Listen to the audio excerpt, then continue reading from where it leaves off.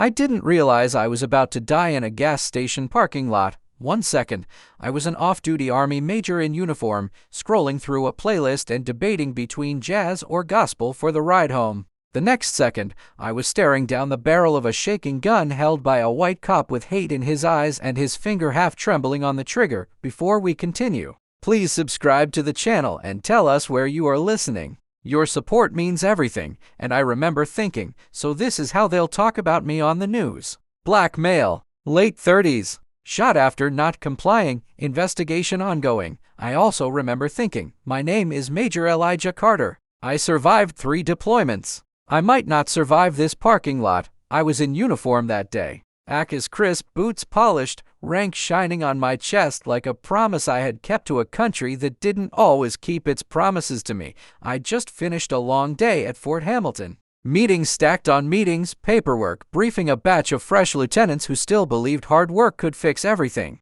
I wanted to believe that too. Still did. Most days, I stopped at a gas station off the interstate. It was early evening, the sky painted in that tired blue that looks like someone washed it too many times. I grabbed a bottle of water, a protein bar, and paid in cash. The clerk glanced up at my uniform, gave a quick nod. "Thank you for your service, sir." I smiled. "Thank you for saying it." Outside, I leaned against my car, took a breath, and checked my phone. My wife, Maya, had texted, "Dinner at 8. Don't be late, Major Hero. Love you." I was typing back when I heard tires screech. A patrol car swung into the lot like it was chasing someone. My head turned automatically, training kicking in. The car stopped fast. Doors flew open. 2 officers jumped out. One stayed behind his door, hand resting on his holster, posture wide and cautious. The other stormed straight toward me, gun already drawn. "Hands up! Hands up now!" My fingers froze above the screen, then training switched places with survival.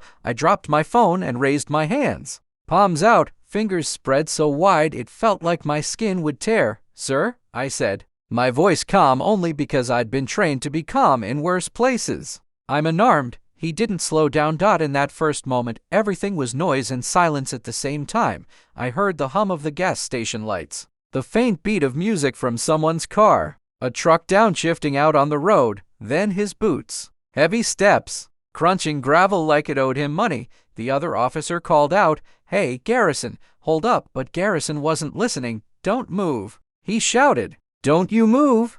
My hands were still in the air. My back was against my car. My heart was hammering so loudly I could feel the pulse in my teeth. "Sir," I said again, keeping my voice level, steady, the way I did when I had to tell a young soldier his request was denied. "I am not resisting. I am not armed. I am an Army officer. Please look at my uniform." He was about 10 feet away now. I could see everything, the tightness in his jaw, the sweat on his temple, the twitch under his eye, and the thing that scared me more than the gun, the way he looked at me like I wasn't a person, just a shape that fit a fear he'd always been told to have, license and registration. He snapped. "My wallet is in my left pocket," I said, swallowing. "I'm not going to move unless you tell me exactly what you want me to do. Don't play smart with me," he hissed. "You match the description. Black male, dark sedan, possibly armed. You think that uniform makes you special?" He spat the word uniform like it tasted bad. Behind him, the second cop raised his hand slightly, trying to calm him down. "Garrison, his hands are up, man. Let's just stay back, Perez." He barked without looking away from me. "I've got this." And that was when I felt it, the shift. I knew, with a cold certainty that settled in my ribs, that this wasn't about a call or a suspect, or even officer safety. This was about me being black, standing next to a decent car, and existing where he didn't think I belonged. You know that feeling when you're watching a video and you're screaming at the screen, "Just do what he says." Like that'll keep the person alive? I used to say that too, right until I was the one with a gun pointed at my chest, doing everything he said, and still feeling death breathing on my neck. "Turn around and face the car," he yelled. "Slowly?" I asked. "Turn around." "Now." I turned. My hands stayed up. My cheek brushed the cool metal of my car. The distant smell of gasoline mixed with my own sweat. In the reflection of the window, I saw him raising the gun higher, like he wanted a better angle. "Spread your legs." I did. I heard the click of the safety. That sound is the same in every country, every conflict. It doesn't care about your rank or your patriotism. Sir, I said, my voice starting to crack, this is a misunderstanding. I'm Major Elijah Carter, U.S. Army. My ID is in my something hit me. Not a bullet, not yet. His forearm slammed into the back of my neck, smashing my face harder into the glass. I said, shut up. He growled, my vision blurred. For a second, I saw Iraq. Dust in the air. Kids running along the road. The pop-pop of distant gunfire. Then I was back in that parking lot being shoved by someone who was supposed to be on the same side.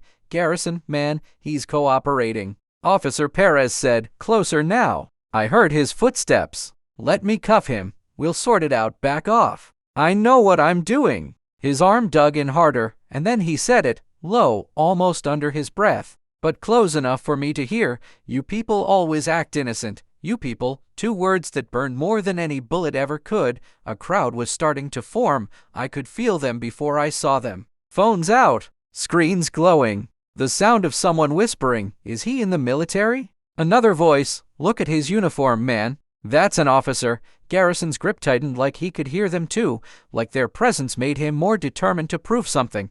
Hands behind your back. He ordered. I can't, I said, my voice muffled against the glass. You're holding me. Stop resisting. He pulled back suddenly, and for a split second, gravity slipped. My balance went with it. My hands jerked as I tried not to fall. That was all it took. Gun. He shouted. My body moved before my brain. I flinched. Instinct, muscle memory, trying to turn to see where the threat was. The threat was him. Everything that happened next moved at half speed, and all at once, the crack of his gun was both thunder and silence. A white-hot fist punched into my right shoulder, spinning me away from the car. My knees buckled. The ground came up, hard and angry. I didn't hear myself scream, but I know I did, because later people told me. They said it sounded like I'd been holding that scream in for years. Shot fired. Shot fired. Garrison yelled into his radio, voice high and shaking. Suspect reached for a weapon. I couldn't speak. Breath felt like shards of glass. My hands were still empty, fingers curling into the gravel. Nails breaking. No weapon, just a wallet in my pocket, a phone on the ground, and a heart that refused to understand why the country I'd almost died for had just let someone shoot me in its name. I woke up to the antiseptic glare of hospital lights. For a moment, I thought I was in a field hospital. The beeping machines, the quiet murmur of nurses, the smell of sterility and fear, but the ceiling tiles were too clean, too polished. Civilian, my shoulder felt like someone had poured fire into it. My right arm was strapped down. Tubes everywhere, and then there was Maya, her hand holding mine so tightly my fingers tingled. Her eyes swollen, framed in red. When she saw my eyes flutter open, she didn't say anything at first. She just exhaled like she'd been holding her breath since the parking lot. You're awake, she whispered. Thank God. Elijah, you're awake. I tried to speak. My throat was dry. How long? 2 days, she said, brushing my hair back gently. They had to remove the bullet. It shattered your clavicle. She tried to smile, but it crumbled halfway. I thought I lost you, she choked out. Because some cop saw your skin before he saw your rank. Behind her, there was a man in uniform. Not a nurse. Not a cop. Army dress blues. Silver oak leaves on his shoulders. Major Carter, he said solemnly, stepping closer. I'm Colonel Davis. I've been assigned as your liaison. Liaison. That word usually meant papers, signatures, briefings, but the look in his eyes said we were dealing with something else. What's happening? I asked, each word an effort. He held my gaze. There's footage, he said. Maya's grip on my hand tightened. Multiple angles. He continued. Security cameras. Bystander videos. The gas station clerk. A teenager across the street. They all caught it. He paused, and they show exactly what you said in your statement, Major. You didn't resist. You didn't reach for anything. You were shot with your hands empty and your back against your car. My heart picked up. Then, he's been arrested? The colonel's jaw clenched. The local PD put him on paid administrative leave while they investigate, he said. The union is already spinning it, saying you were non-compliant and aggressive. They're trying to bury your service record under their narrative. Rage burned through the haze of pain.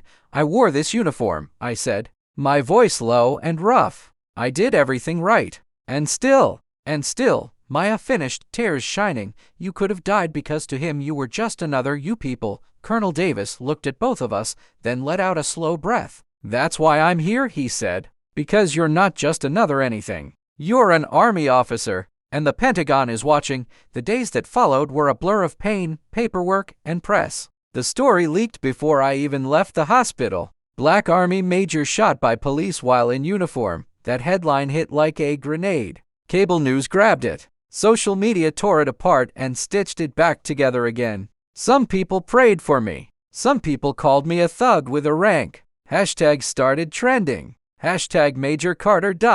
Hashtag hand soup in uniform. Hashtag not the enemy. My phone, once they gave it back, was full of unread messages. Old friends from high school. Brothers from my unit. Strangers who said my story was their worst nightmare. One message stood out. It was from my mother. You come from a long line of people who survived what was meant to break them. Don't let this break you. But surviving wasn't the same as staying silent. And I knew, lying in that hospital bed, that I couldn't let Garrison's bullet be the end of my story. It had to be the start of something. The first time I saw the footage, I had to look away. It was like watching someone else live my death. There I was, leaning against my car, texting my wife. There he was, storming in with his gun already drawn. There were my hands, going up. Frame by frame, the lie unraveled. There was no reaching, no lunging, no threatening movement, just a split second where my balance slipped because he slammed me into the car, and his own fear pulled the trigger. When the video hit the news, comment sections lit up.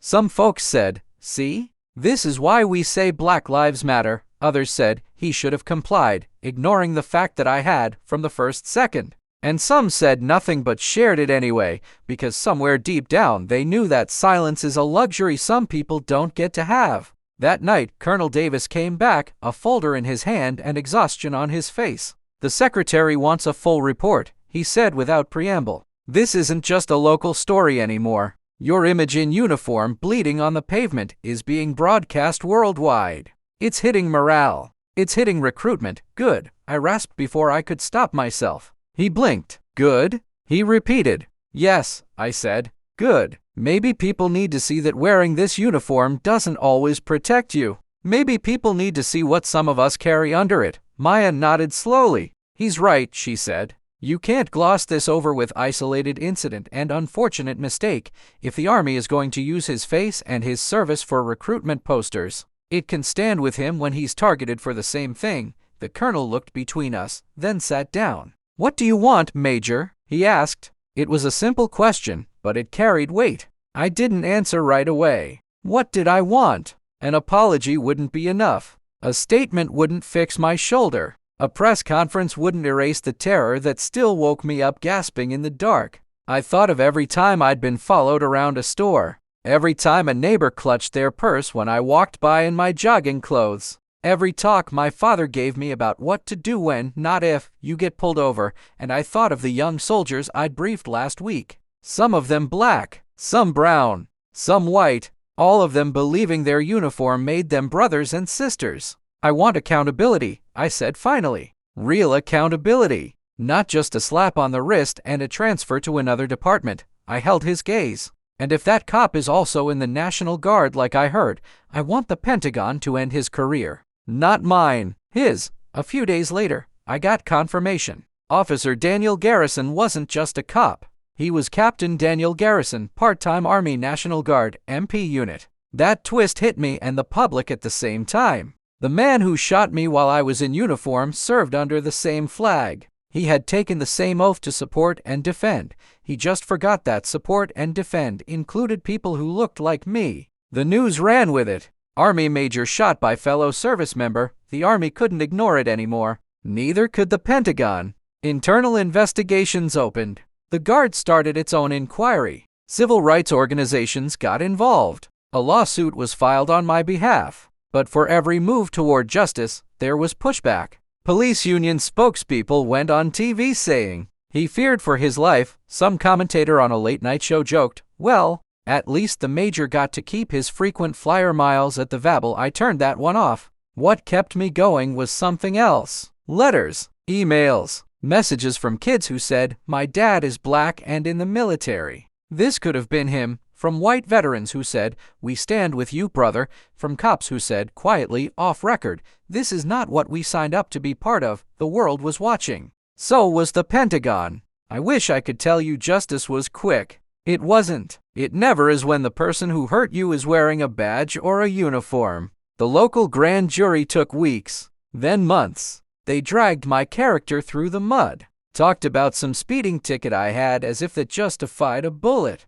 questioned my tone in the video, my posture, my facial expression. Maybe he looked threatening. One report suggested, threatening. If my existence was threatening, then what did they want me to do? Be less alive? When the grand jury finally came back, the district attorney made the announcement: no indictment. In light of conflicting testimony and the officer's claim of fearing for his life, I almost threw the remote at the TV. Pain in my shoulder stopped me. "So that's it," I muttered. "He walks?" Maya's eyes were wet but sharp.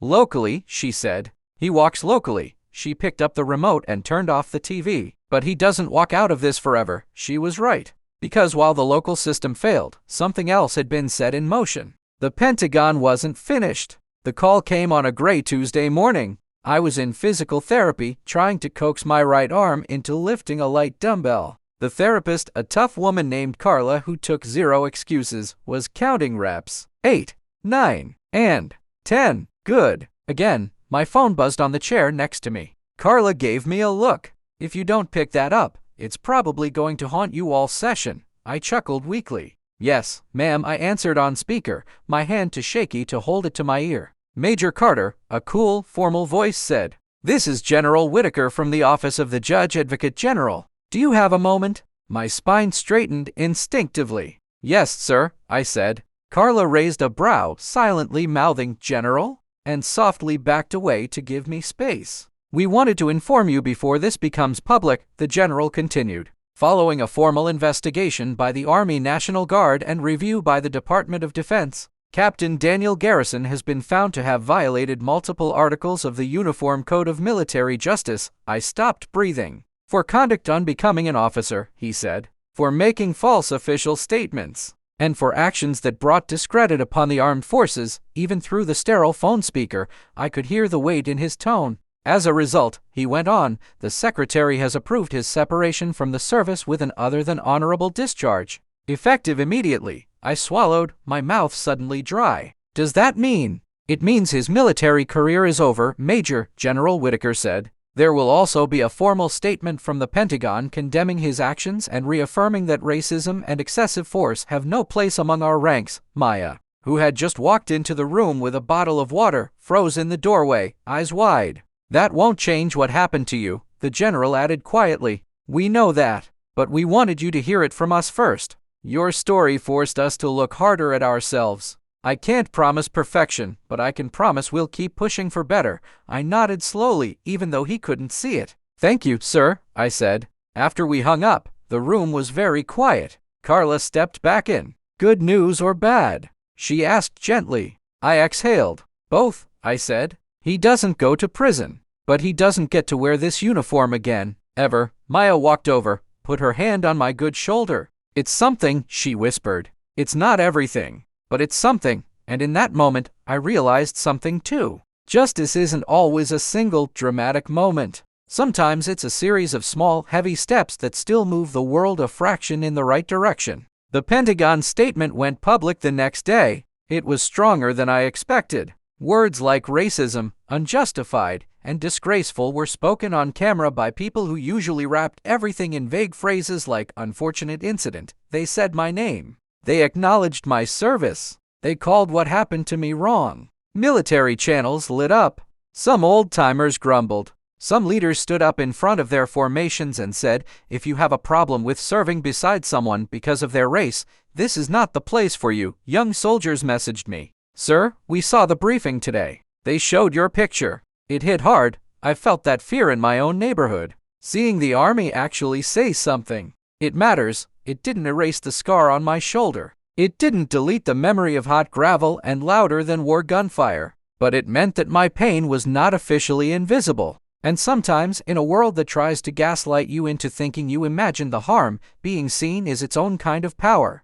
A few months later, I got an invitation. The Pentagon was hosting a panel on race, service, and trust in institutions. They wanted me to speak. Part of me wanted to say no, to disappear into a quiet life with Maya, our small garden, the dog we'd been talking about adopting, to heal in private. But then I remembered something. In that parking lot, I could have died without ever having said what I truly felt about any of this. My story would have been shaped by others, spun, sanitized, or weaponized. I'd been given a second chance. I wasn't going to waste it, so I said yes. Standing at that podium, my right arm still a little stiff, looking out at a room full of uniforms and civilian suits, I felt a different kind of fear. Not fear of a bullet. Fear of telling the truth in a place that preferred comfortable lies. But I started the way I started this story. With a moment, I said. I didn't realize I was about to die in a gas station parking lot. The room went still.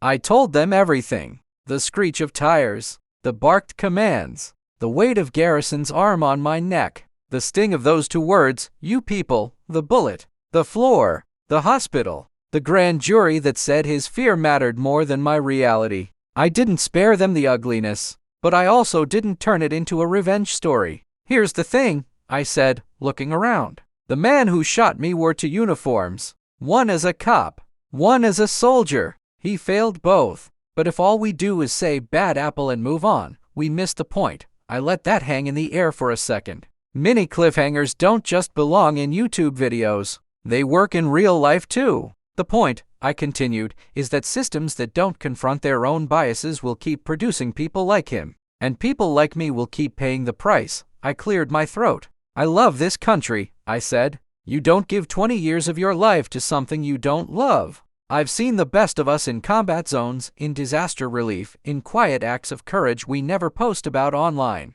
But loving something doesn't mean ignoring its flaws. It means demanding it live up to the ideals it claims.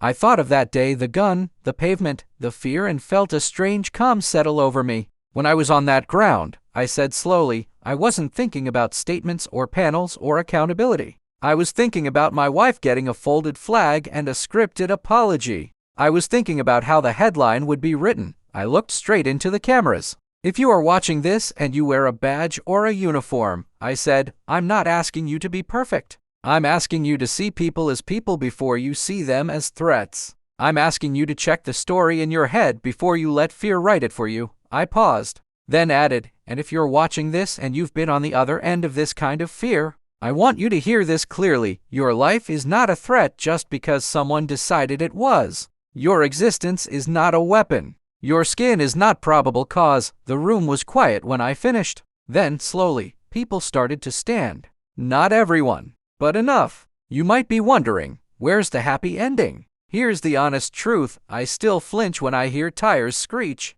I still tense up when a patrol car pulls behind me in traffic. I still sometimes wake up in the middle of the night, heart racing, the ghost of that bullet burning in my shoulder, sure that I'm back on that asphalt. But there's another truth too. Because of that video, because we refused to stay quiet, one racist cop lost his badge and his commission. Because of that panel, conversations that used to happen in whispers started happening in briefing rooms. Because of that Pentagon statement, a young black private told me, Sir, when I saw them say your name, I felt like maybe my life actually matters to them too. And because I'm still here, I get to tell this story in my own words. That's why I'm telling it to you. If you're still watching this, here's what I want you to take away. Racism isn't always as loud as a gunshot. Sometimes it's in the way someone crosses the street when they see you, in the way a job interviewer forgets to call you back, in the way a teacher assumes you cheated because your grade was too high. But whether it's quiet or loud, it is real. And it doesn't get better by pretending it isn't there. It gets better when people who have power use it to protect instead of oppress. When institutions admit they've failed and choose to do better. When bystanders become witnesses. When witnesses become advocates. It gets better when people like you refuse to let stories like mine disappear into the feed after 24 hours. So share it. Talk about it. Use it to start uncomfortable conversations at dinner tables and in group chats and in squad bays and locker rooms. Because the lesson in my story isn't don't wear a uniform or don't trust cops or don't go out at night. The lesson is this: no one should have to earn the right to be treated like a human being. Not with a uniform, not with a degree, not with a clean record, not with perfection. If my story means anything, let it mean this: we are all responsible for building a world where a black man in a parking lot is seen first as a person, not a problem. A world where fear doesn't get to pull the trigger before truth does. And a world where, when racism shows up with a gun and a badge, it doesn't just scar the body of its target. It ends the career of the one who pulled the trigger. That won't erase what happened to me, but it's a start. And sometimes a start is all you need to keep fighting for something better.